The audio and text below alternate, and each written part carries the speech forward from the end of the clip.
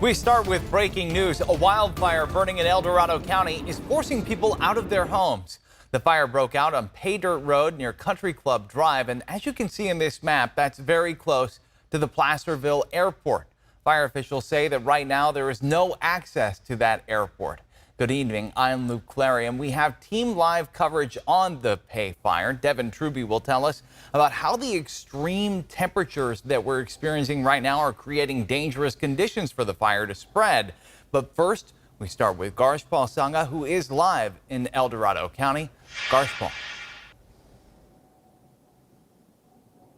Yeah, Luke, this is very active fire, and it continues to burn not only because of the heat, but also the fuels that are here. And you mentioned the airport. This is where we are at the Placerville Airport. This is where the head of the fire is moving right now as fire crews are trying to get a handle on it on the ground. But we also have multiple air tankers, also have multiple helicopters doing water drops. But the problem with this fire is just on the other side of that airport. It's a very steep cliff. It's about 500 feet, and these aren't your light flashy fuels. This is your heavy brush trees that are burning. That's why it's putting off a lot of the black smoke here. So that is what's making this firefight very difficult, at least here by the airport for crews here, is that it is hard to get down into that canyon to really put out that fire.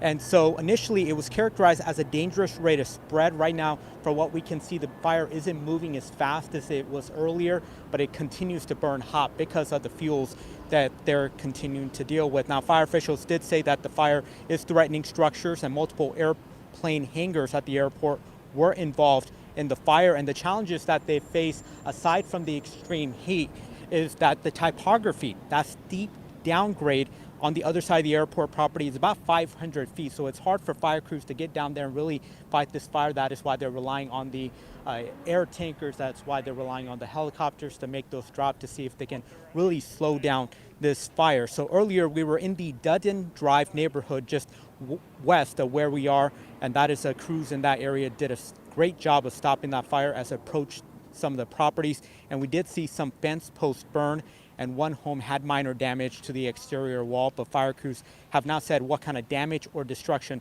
this fire continues to cause. But as you can take a look, it's just continuing to put that dark smoke, and it's just that fuel that they continue to deal with here. So we're going to stay on scene and provide any updates as we get them, but this is a very active investigation.